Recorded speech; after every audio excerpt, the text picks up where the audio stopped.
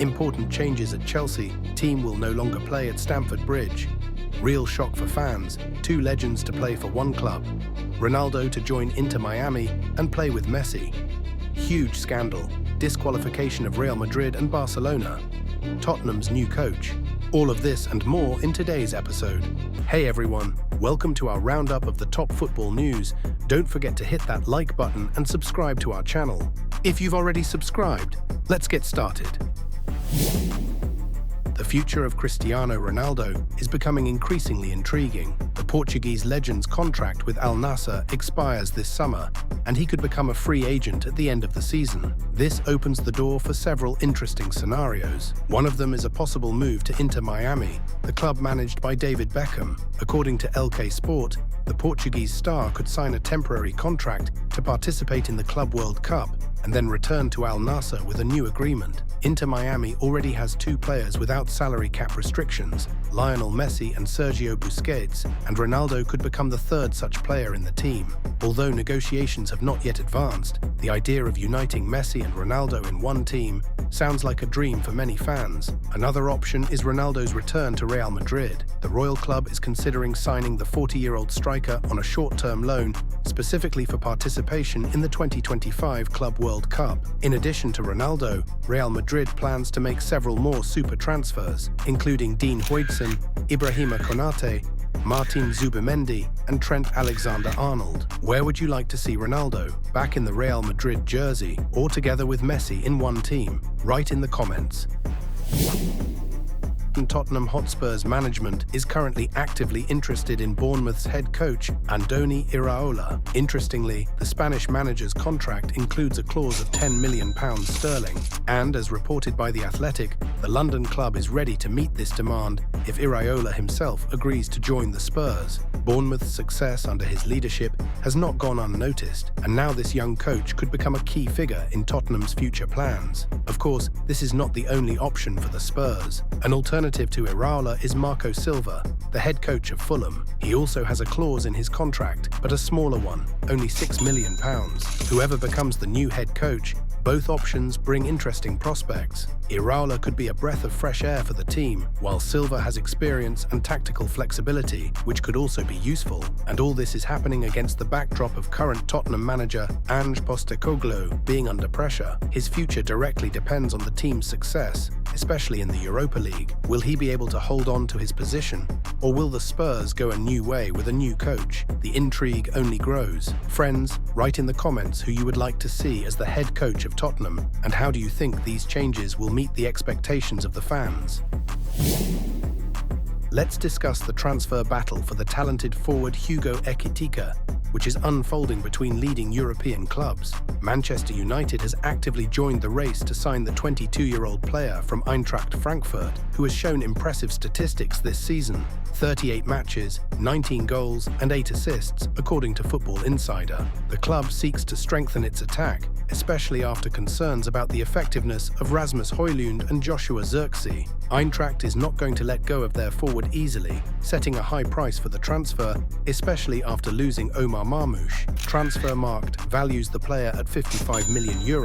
Meanwhile, Newcastle United has also long been interested in Ekitike since his time at Reims, but previous attempts to sign him were unsuccessful. Ekitike is a promising player who could become a key element in the squad of any top club. However, the high price could become a barrier for many contenders. If Manchester United can secure funding through the sale of other players, this transfer could be an important step in their strategy to strengthen the attack. We await further developments.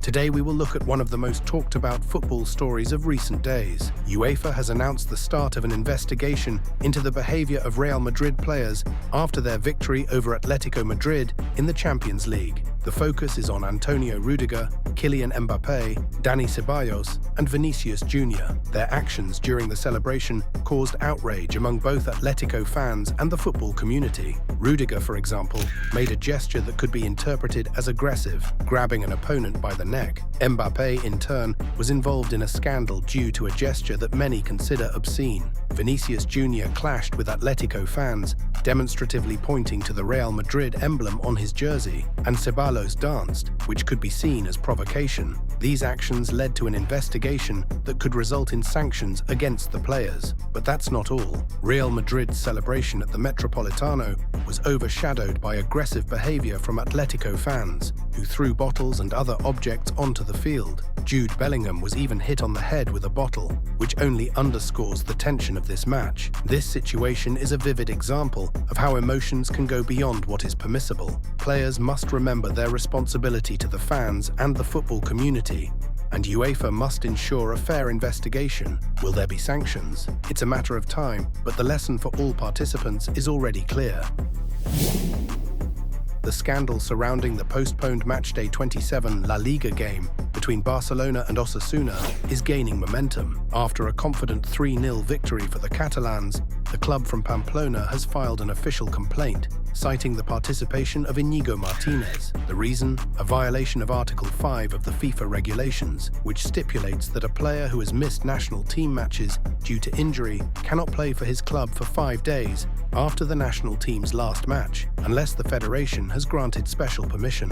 Spain played against the Netherlands on Sunday, and Barcelona's match took place 4 days later. Osasuna is now investigating whether Martínez received permission from the federation. If no such permission was granted, Barcelona could face a technical defeat. This is a serious challenge for Barcelona, as a technical defeat could affect their lead in La Liga. However, if the federation did grant permission, Osasuna's complaint may be rejected. This situation underscores the importance of adhering to regulations, even for top clubs. We await an official decision that could set a precedent in similar cases. Dani Olmo was also injured in this match and may miss 2 to 3 weeks, including the first leg of the Champions League quarter-final against Borussia Dortmund. A few minutes after scoring a penalty, Olmo complained of pain, forcing Hansi Flick to make a substitution. Gavi's reaction to his teammate's injury went viral on social media. Fans also noticed that during Olmo's first penalty attempt, the referee seemed pleased with the missed shot, but it had to be retaken because an Osasuna player entered the penalty area before the kick.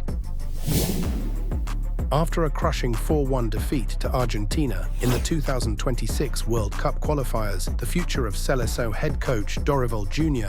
is in serious doubt. The local football confederation is considering his dismissal, and talks about potential replacements have already begun. Among the names being mentioned most prominently is Carlo Ancelotti, the head coach of Real Madrid. The Italian has a contract with the Whites until the end of the season, and his candidacy seems to be the top priority for the Brazilian Federation. Ancelotti is a coach with vast experience who can bring stability and a new approach to the Seleção's game. However, he has a serious competitor, Jorge Jesus, the head coach of Al Hilal. The Portuguese has already left a bright mark on Brazilian football, winning the Copa Libertadores with Flamengo. He does not hide his dream of coaching the Brazilian national team, and his ambitions could be a key factor in this choice. Brazil currently needs a coach who can not only stabilize the team, but also restore its confidence. Ancelotti is skilled at working with renowned players, which is a big plus, but Jesus can offer a more emotional and charismatic approach. In any case, the decision will depend on whether the federation is willing to take a risk for potential success.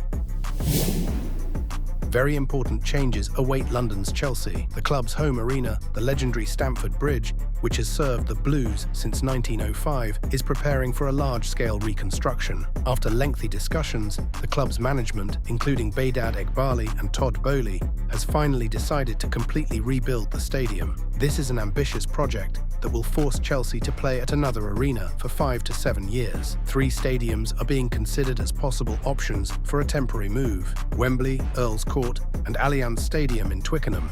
Each has its advantages, but a final decision has not yet been made. My opinion, this is a bold move that could significantly improve the club's infrastructure and image. However, a prolonged relocation could affect the atmosphere of home matches and fan support. Chelsea must carefully consider all aspects to ensure that this transition is successful for both the team and its supporters. That's it for now. Don't forget to like, subscribe, and share this video. Keep watching for more football action and have a wonderful day.